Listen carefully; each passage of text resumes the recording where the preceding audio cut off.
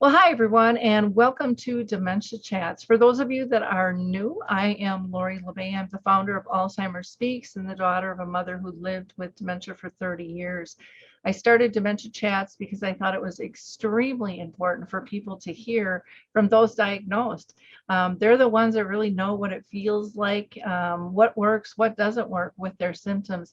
And today we're going to have a really interesting topic that I think you'll learn a lot about, and that they're going to talk about what symptoms challenge them the most. Now, keep in mind, as everybody progresses through this disease, those things change. But I think you'll hear a wide variety of symptoms that you might not have been aware of before, and maybe you'll get some tips on how to deal with those as well. But before we start that conversation, I always like to have everybody introduce themselves. So, Craig, if you don't mind going first. My name is Craig Yankee. I live in Wisconsin.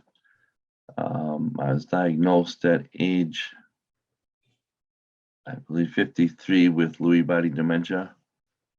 Was forced to retire. Also, Parkinson's was thrown in there. Just the last 5 months, my symptoms were changed to mild cognitive impairment with Lewy body traits, as they call it. I'm active in Dementia Mentors. I'm active with Lori here and DAA.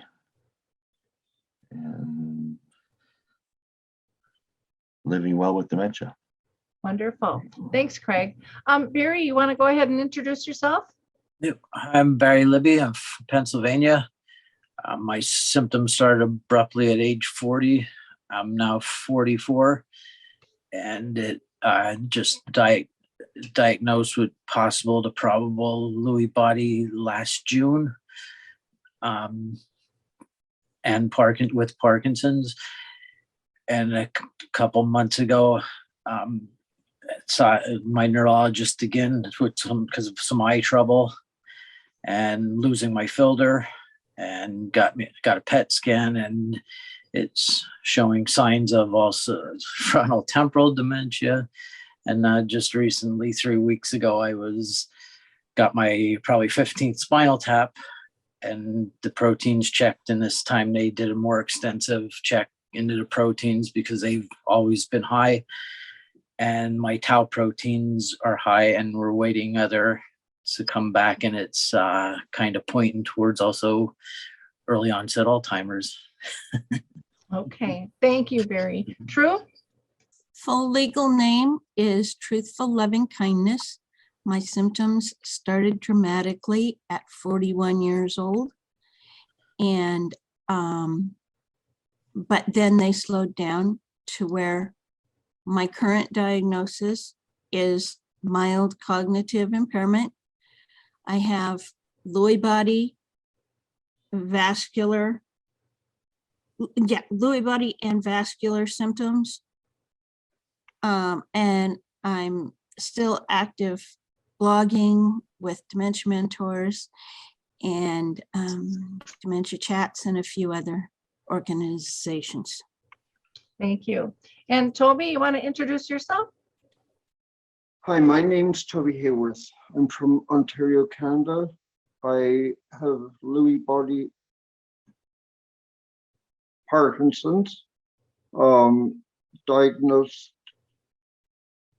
when I was 52. I'm now 54. I used to do lighting and sound, and I used to do what's it called? Non-profit work. I belong to Dementia Mentors as well, and I try to get help every day. Okay, wonderful. Elon, you want to unmute yourself and then introduce yourself? Hi, my name is Elon Caspi. I worked in the aging field for 28 years, starting as a nurse aide in a nursing home where my grandfather lived in Israel. Both my grandmothers had dementia. I do work research and advocacy related to the human rights and care and safety of people living with dementia in long-term care homes, with a special interest in prevention of various forms of elder mistreatment of the population, neglect, financial exploitation, abuse. I'm here to learn from your lived experience and as the real teachers, and to share perhaps something that I learned along the way. So thank you for coming out and sharing your stories. Thank you. Thank you all for joining us today. Again, our topic is going to be what symptoms are challenging you the most right now. And Craig, I'm going to go to you first because I know that you have to pop off the meeting a little bit early to facilitate another meeting. Hi, yeah. Things that are happening with me right now are things are changing. I don't recognize them or see them. Family and friends have been bringing them to my attention. But one of the worst ones is I'll say something to my wife, and I think I know what I was saying, but she'll answer me in a completely different subject or topic of what I asked her. And I'll say, that's not what I asked you about. She says, yes, it is. This is what you said. And I get frustrated with it to the point where we end up getting into an argument over it. It's happening more and more, and it can be about any subject. At first, I was blaming her hearing on it, and my doctor told me, no, it's not her hearing, it's you. You're having trouble getting your point across. And I'll mix subjects up, and kind of what I said was about her answering me on a different whole subject. It's because when I ask her a question, I'll ask her about like 2 or 3 things, and it's only I'm only thinking I'm asking her about 1. So she'll answer me, and I'll say, "That's not what I asked you," and then there's just this big vicious circle. And then I live by my calendar on my phone. If it wasn't for that, I'd be lost. Because all my meetings and stuff are on there, and now stuff at church is going to be on there. But yesterday I went through the whole day knowing it was Tuesday, I should say. Yesterday was Monday. But I thought it was Tuesday. I was just completely and utterly engrossed in knowing that it was Tuesday. And my wife was telling me, no, it's Monday. And we got into an argument about that too, because I swore it was Tuesday. And there's nothing she could tell me to switch my mind until she showed me the calendar and said, well, if today was Tuesday, you would have already had 2 Zoom meetings, one at 9:30 and one at 11. And I thought about that, and it's like, it still didn't recognize it. It didn't make sense to me. And she pointed something else out that happens on Tuesdays. And it made a little more sense. And then she pointed to the fact that on Monday night, we had planned to go to my niece's house to pick up some kitchen cabinets. And then it started to sink in, yeah, maybe it is Monday. But it's things like that right now that are difficult, because you're questioning your own reality, I guess, is a good way of putting it. Because you think it's this time frame, this time zone. And it's like I said, it's just frustrating because I swear I'm right, and I hate to be wrong. And other little things like we're taking out these kitchen cabinets in our house and replacing them with some kitchen cabinets from my niece's house because they were like brand new. Trying to measure things as to what cabinet was going to go where in our house, make sure it was going to fit. I simply couldn't do it anymore. And I used to be pretty good at all kinds of crafts and carpentry work and tile work and all that. I used to be able to do it with my eyes closed, but I said, until I get those cabinets here and lay them out, I can't visualize what I need to be doing. So that's something else that's changing is, and then second, judging and questioning yourself on things a lot lately too is another thing that is changing with this disease. That second guessing piece has got to be really, really frustrating because you know, when you're not trusting yourself. And I wanted to make a comment, and I don't know if you've heard about this product. I just interviewed Danny Waxman on the radio show about a week ago, but he's a tech guy, and he developed a product called Recall Q, and it's specifically for time orientation. And what I like about it is you can, you know, put it on a tablet, and it can be an older tablet, you know, to keep your costs and stuff down. And it's free. There's also some additional things, but it can do reminders for you, but it always has the time and the date. You can even add the weather in there, just for that orientation. You can pick the type of clock you want, but you can put in reminders. I know meetings and stuff can be difficult sometimes for people to remember. In there, you can have alerts for different things. You can also do video calls and all kinds of stuff with it, photo sharing. So it's really kind of gotten intergenerational.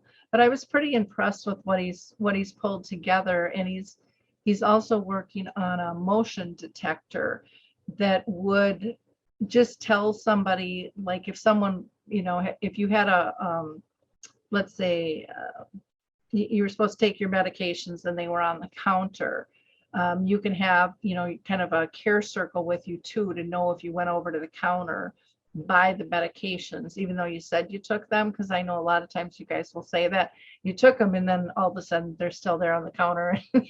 your spouse gets, you know, like, well, you told me you took them, type thing. So it won't be a video thing. It will just be something that senses the motion, and you would know.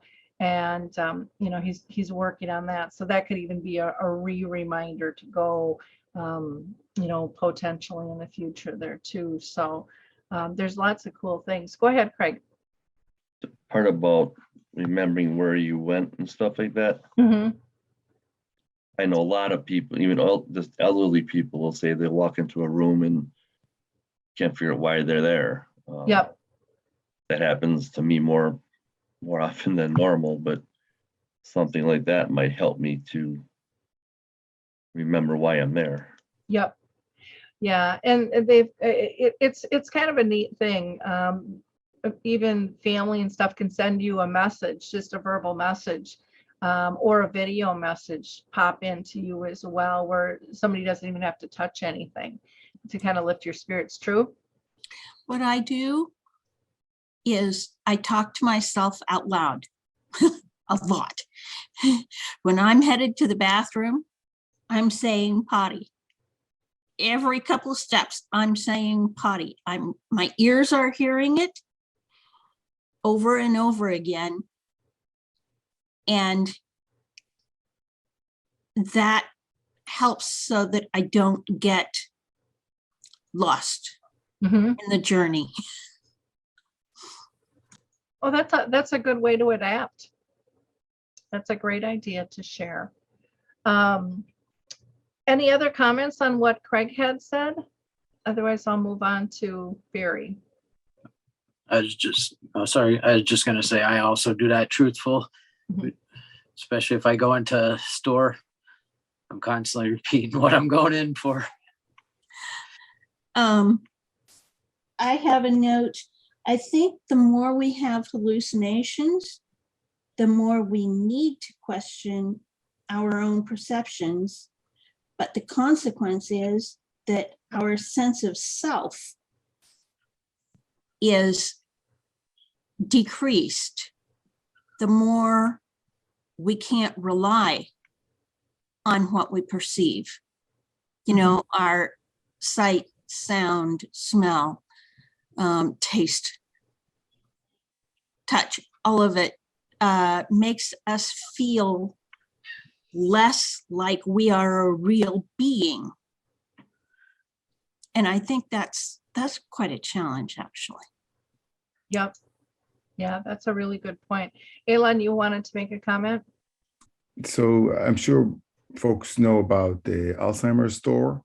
They have a lot of resources around this particular area of reminders, etc. And they have a lot of experience over the years when families calling in and expressing, you know, or individuals living with dementia expressing a need for a product, so what works, what doesn't, and for whom.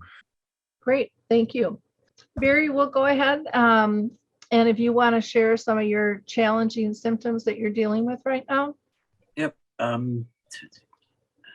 have a lot of symptoms, but one of the main symptoms that I think a lot of us may be dealing with is just agitation, being angry, and feeling very fatigued and tired. And what happens to me is I do not sleep much at all, but when I do sleep, I always wake up with massive head pain and bad body pain. I've tried compression stockings. They help a little bit. I wear a CPAP that does nothing. But when I wake up from a nap or from getting it 15 minutes or 2 hours sleep, it doesn't matter. When I wake up, I hate the world. I hate everybody. But I've learned, I come walking out with my head pain, and my family saying, and they ask the same thing, and it irritates me so much. Oh, does your head hurt? Does your head hurt? It's like my head hurts every day you see me when I wake up in the morning, but I just I've just learned I don't even speak. I just nod my head yes, smile, and walk into the bathroom. And first thing I usually go for, and sometimes I do it many days, is get under the warm water. And just, it doesn't help very much, but it does in a way for me. And I come out, I'm still in pain, and then I'm so tired, and they ask me, are you going to eat? What do you want to eat? And they just keep it on. I'm like, nope, I'll just have my usual, my Adderall and my cup full of water. So I can wait. So when the Adderall starts kicking in, it's kind of twofold. It takes care of my, gets my brain working. It helps fight the fatigue. It also takes away the agitation and angriness. But like I said, I have a lot of apathy where I know what love used to feel like, loving people. I no longer have that feeling, but I make myself love people because I know that's the right thing to do. It's kind of like I'm not hungry, but I know to eat. So, but I miss that sensation that you used to get when the feeling of loving some, like your children, or, if you give somebody a hug, that feeling you get all over yourself. That doesn't happen. Once in a while it seeps through, you get it. But like anger, they always question, you say you don't feel love, but you're angry and you get mad. And I try to explain to them, because I do a lot of research, that's two different areas of the brain that are affected. Anger is usually, it multiplies it, but it leaves it on touch, and you have the feeling of anger. And I hate that you have the feeling of anger, but you do not have the feeling of love. And also the crying, like I'm doing now, the tears, I don't know why they're running. I don't feel sad, but they're just a response that comes out when I'm talking about something that I really miss, because I miss it so bad. And I really wish people would understand the difference between us saying we can't feel the love, but then they see us how angry we can get and agitated, and they don't understand how we can have that feeling but not the other feeling. So those are symptoms I deal with, and like I say, I've trained. I don't know how long it's going to last, how long it's going to let me do it, but I've trained myself to smile and be happy. But I get very, what is it, adamant or animated over things when people question, am I lying or my symptoms? But they cannot see that they also question the fact that we're intelligent. We can carry on conversations, but they don't understand what they don't understand. They can't see what's going on inside us with the pain, the fatigue. How we're intelligent, but we get confused. We can only go so long with an intelligent conversation, and if there's too much, and it's usually a one-on-one conversation, we can't sit in with a group of people and carry on because there's just way too much stimulation and people talking all at once, and we don't know what's going on. We'll nod our heads and say yeah, and then it's like we have no idea what you were talking about.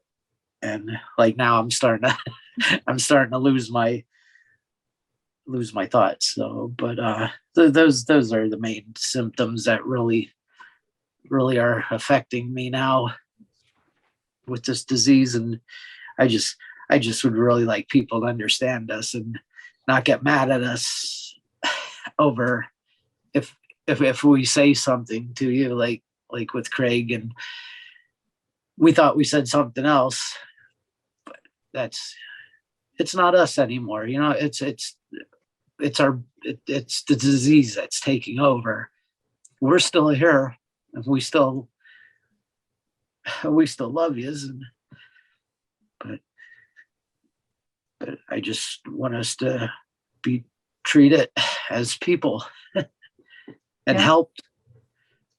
And you definitely deserve that. I really appreciate you sharing that. I mean, I was getting teary-eyed when you were talking, thinking, I can't imagine how difficult that is to know what it used to feel like, and it's just not there. Elon? I just want to thank you, Barry, for your courage to say those things. It's really, for me personally, it's really grounding, and it's going to make me more humble. We professionals and researchers don't know a lot, and that's what it kind of driving this message home. So thank you for your courage, and Craig and Truthful, everybody here. Thank you so much. Yeah, Thank you. it is very, very impactful. Anybody else have a comment on what Barry said? It was very powerful. Craig? I just want to agree with him when he said about patience. It's gotten so bad right now with me losing patience with my wife, and she's losing a lot of patience with me because of what's happening with me not saying what I want to say. But it's part of my normal prayer at night now is, please grant myself and my wife patience in dealing with this, because that's how bad it's gotten. It's to the point where I'm actually praying for it now. Okay. Well, it's nice that you've got your faith to rely on, and support you with that. That is wonderful. One more thing, Lori. Craig, do you have, it may be just a simple short sentence, but do you have those words in your prayer that you would be willing maybe to consider sharing with us later on or at some point? Because I think a lot of people living with dementia could use that prayer too. And I don't know, it just sounds to me, even if it's simple and it's just a few words, is there something you can share at some point if you feel comfortable? Sure, I have to leave in 9 minutes anyway. But, oh, no, not now, later on, not now. No, it's just, God grant me patience in dealing with these situations with my wife, that knowing she's the one that has the intelligence and the mindset to keep track of me. So grant me patience with dealing with her, and then grant her extra patience in dealing with me because of having these different outbursts and things of that nature. It's pretty much what it is. Thank you so much. Amen. Thanks. Toby, how about you? What types of symptoms are you struggling with right now? You have to unmute yourself, Toby.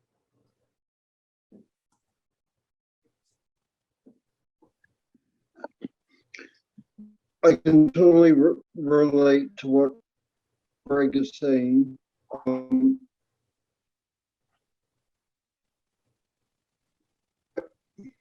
One of my challenges is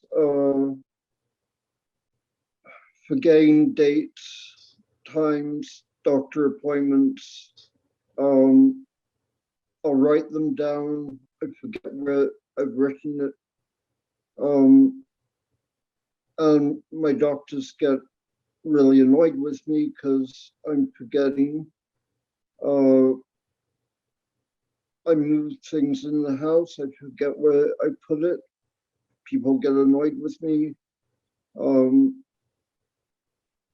And just while me writing down something and me being able to read it afterwards, because my writing has got so bad because of the Parkinson's side. It's really challenging, but just me forgetting even 5 minutes after or 2 minutes after is really annoying. But the worst one was I came home one day and 2 people were in the house and I couldn't remember their names. Their names were gone. And I literally went into the living room and tried to look them up. And these people I've known for 10 years, and I just simply couldn't remember. And I struggle with this every day. One of the things I was thinking of as you were talking about, losing things in the house and the time orientation and not remembering people's names and trying to figure out how to look them up, and people getting kind of irritated. It kind of all goes back to that patience, patience with yourself, others having patience with you. And I think that that's something the world really needs a lot of right now, is patience and acceptance for what's going on. So I appreciate you sharing that. Elon? Toby, with regards to the part that you said that some people get irritated, annoyed with you forgetting, it reminds me of Dr. Al Power's metaphor, where he says that there's a person who has a physical disability, and the person is arriving at a building in the community, and there's many stairs up, and there's no way for the person to go up. And so, where is the accessible ramp? Or if you will, in this context, where is the cognitive crutches? Or how are we setting people living with dementia to succeed, as opposed to setting them up for failure? And we know there's a long way to go in terms of making communities truly dementia friendly. So it's just interesting that we will be more inclined, perhaps, I know it's not perfect, to create those ramps, physical ramps for people living with a physical disability. But, anyway, I just wanted to bring it up as, forgetting is part of the brain disease, and that's a cognitive disability right there. Sorry for being long. Exactly. Anybody else have any comments on what Toby said? Okay, True, I'm going to go to you then next. And if you don't mind sharing what symptoms you're finding really challenging these days. Of course, when you said that, symptoms? What symptoms? So I was trying to take notes while everyone else was talking. I've got a couple main categories: sensory, words and relationships, tremors, not recognizing husband, time disorientation during the day, and way more exhausted.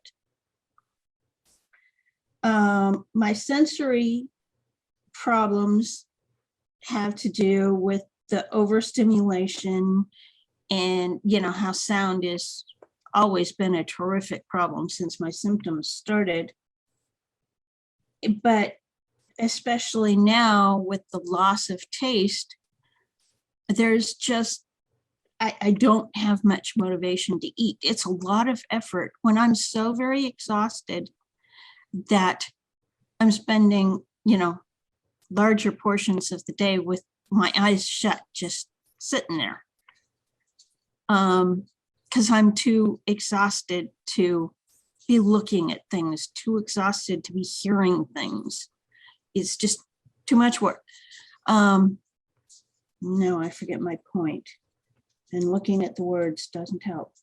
Oh, that eating when I can't taste is more work than it feels like it's worth.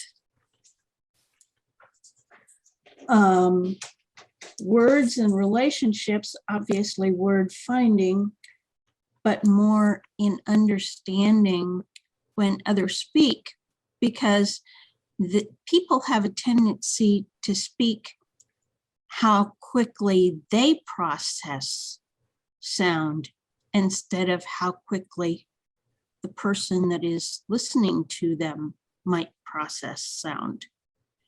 And that's usually way too quick for me.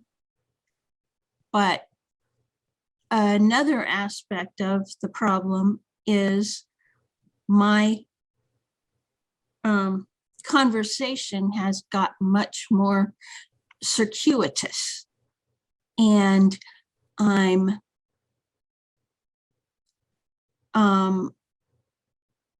missing out on cueing others for the topic. So it switches and they have no idea where it went,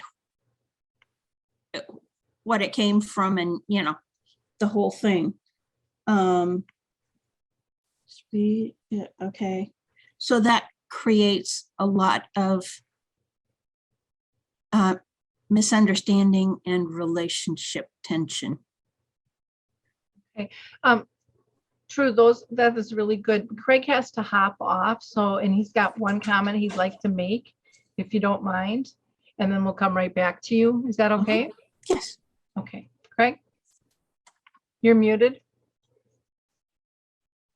I just wanted to comment on something Barry had said, that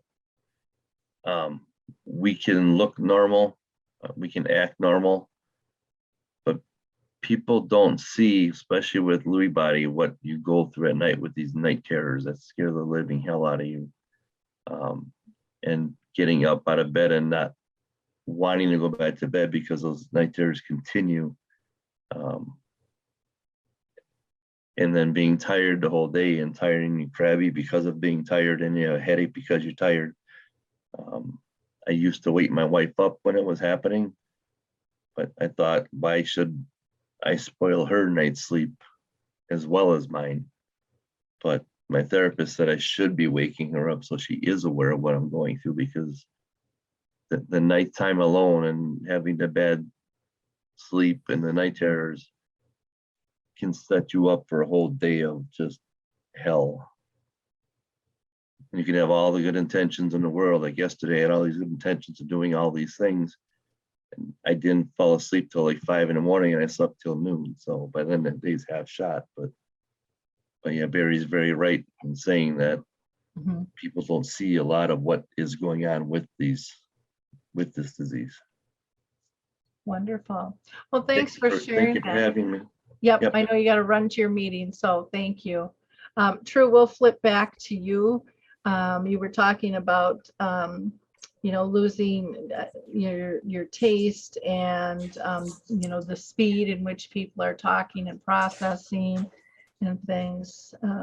So I'll let you pick up wherever. I can pick up from what Craig just said too. I don't know that I'd call them night terrors, but night hallucinations, because they're more real than what happens during the day. And often it does help me to reach out and just touch either my husband or the dog, because both are on the bed.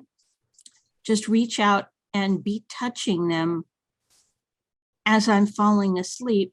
I'm less likely to go back into that horrid blood and guts environment that most of my night hallucinations are.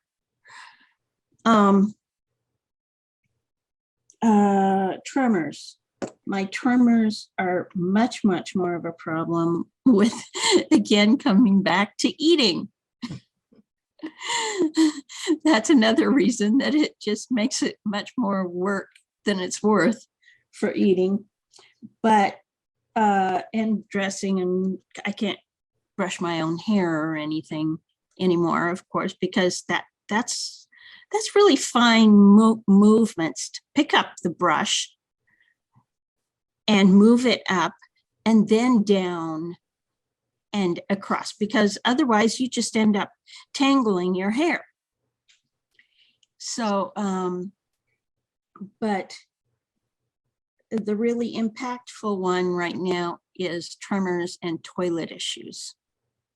Toileting can be a big problem with the tremors, and it is becoming more of a problem for me. I mentioned not recognizing husband. I hardly ever recognize him at all now. It used to be mostly in the mornings, but it started, I don't know, 6 years ago, probably. And now it's pretty much all the time. I don't recognize him. I no longer expect to recognize him, but I do recognize his voice. And if he's doing husbandly things, then that must be my husband, even though he doesn't look anything like I would expect my husband to look like. Is that true because you're thinking of him when he's younger? I think it is much less of a problem when he's wearing green clothes, because he worked for California Parks. If he's wearing green clothes and got a hat covering his gray hair, I'm expecting dark. I'm expecting this big beard, dark. I'm expecting dark hair. And so covering the gray helps. And also he wore a hat most of the time when he was working, and now he's retired, but it does very much help what he wears right now. And I mentioned way more exhausted. Life is just a lot of work. It's a lot more work now than any of the little tasks, like I was saying, chewing, going to the bathroom, all these day-to-day tasks that people don't think of requiring energy. Everything requires so much more energy that it's no surprise we're exhausted. Those are great points. Wow. And you gave a lot of wonderful examples for people, as did the rest of you, which I think is really important, because most of us take things for granted. I mean, you wouldn't think about brushing your hair or going to the bathroom or remembering somebody's name. And yet, I think everyone can also relate to being exhausted. And when we're exhausted, we're not clicking on all cylinders, but yet, that's a theme that so many people with dementia talk about. And, imagine feeling like you're not running on all cylinders all day long, and then you're trying to kind of catch up to appear like you're running on all cylinders, to want to fit in, to be like everybody else, that just makes you even more tired. So I think that's really, I think these were wonderful, wonderful examples. Anybody have any comments, Barry? I have a routine that I make sure I stick by, and that's I never lay in bed longer in the morning than 9 o'clock, no matter what time I went in at to lay down. Sometimes I go in at 7 o'clock in the morning because I'm just up all night researching and drawing, but I refuse to, when I get tired and worn down, to lay down and let this thing take away my day. If I have to chew on more Adderall, I do it. But I talked to one of my good online caretakers that I've met through a program we were in, and we agree. My previous life, I used to get up at 2:30 in the morning to get ready to go to work and be at work. I was a construction foreman building bridges and treatment plants, and I would be there for 6 a.m. because I had a 2.5, 3 hour drive. I would not get home sometimes till 7 at night. When I get home at 7, I still did everything I needed to get done at home. Spend a little time with the family that I could. I was the sole worker because I wanted my wife to take care of the children, and she was good with that, very good with the children. And I, on the weekends, I would take care of the mowing grass. I built additions onto my house. I was workaholic, but I got so much stuff done and felt, I felt so accomplished. But there's more I wanted to do in my previous life that I wish I would have did. But now it's so weird. I have all this time in the world, and I do stuff. I do my art. I do my research during the day. But it's like, wow, with all this time, I've got absolutely nothing accomplished today. But when I had minimal time, when I was healthy, I felt so accomplished with everything that I got done. But now it's so weird when people think, oh, you just sit around and you're on disability, you have all this time. What do you do all day long? Mm-hmm. I do a lot. I do. It might not look, it's not the same as I used to do it. It might not look like anything they are interested in, with researching dementias and Lewy body and studying physiology now, and how the whole complete body works with each other, because Lewy's more than just the brain. But to me, it's a lot. But even to me, it's like, wow, they're right. I don't feel like I got anything accomplished today. Plus, I do lots of Zooms. I look for people on the groups that I can tell are needing help, because now it's, since after 3.5 years of the suicide impulse that was on, that I could not get rid of, and now that it's gone, I know I don't want other people to go through this and be alone, because I was alone and it sucked. But when I joined the group that I'm in now, they pulled me out of that, got me headed on the correct meds, which really is what people need to be on to feel better. It'll really improve their life and make them happier, and it helps you live well with this disease. But now it's, I do put my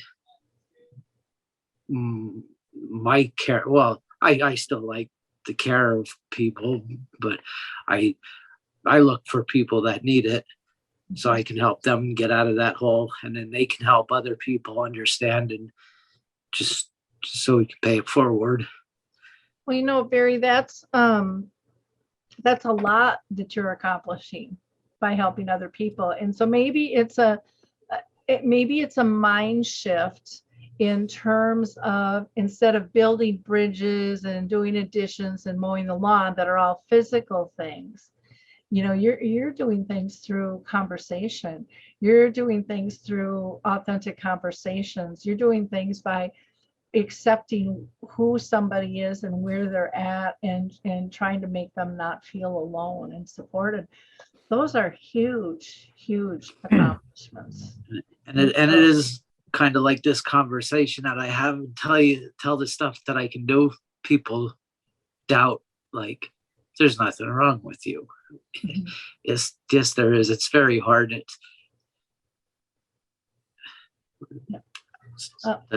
Elon, go ahead.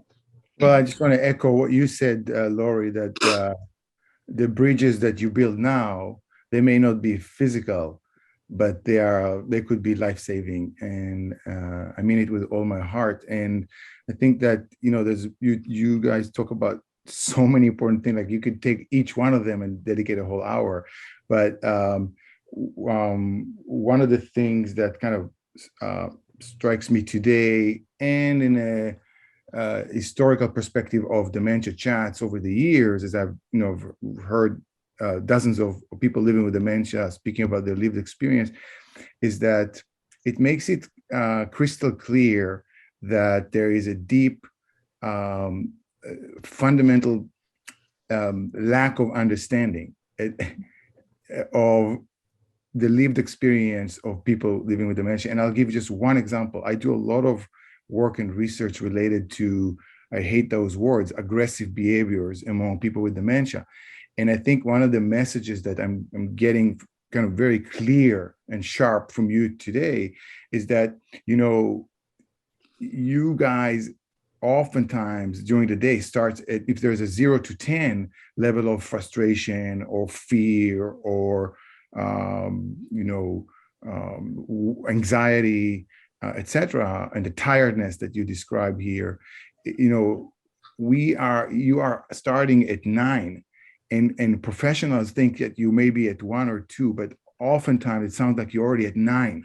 And so all you need is just somebody to have that overwhelming, stimulating conversation, or to turn on the light that is bright, or to be loud, or to just talk in length as I do now. So I'm going to stop. But point being is that, how can we deliver the message that a lot of people with dementia frequently at different points of their day and night are starting at 8 and 9.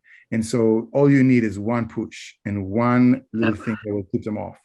And then we should never, ever call the vast majority of them aggressive, because it's not a true aggression or violence or things like labeling and stigmatizing terms like that. I think a lot of why, especially us with Lewy body symptoms, can start with our tank so low is because of the night hallucinations. I mean, by the time morning comes, my husband has died. I've tried to pull Mom out of the log cabin while it was burning, and ended up trying to figure out what I could say to help her transition while we both are dying of getting burned to death.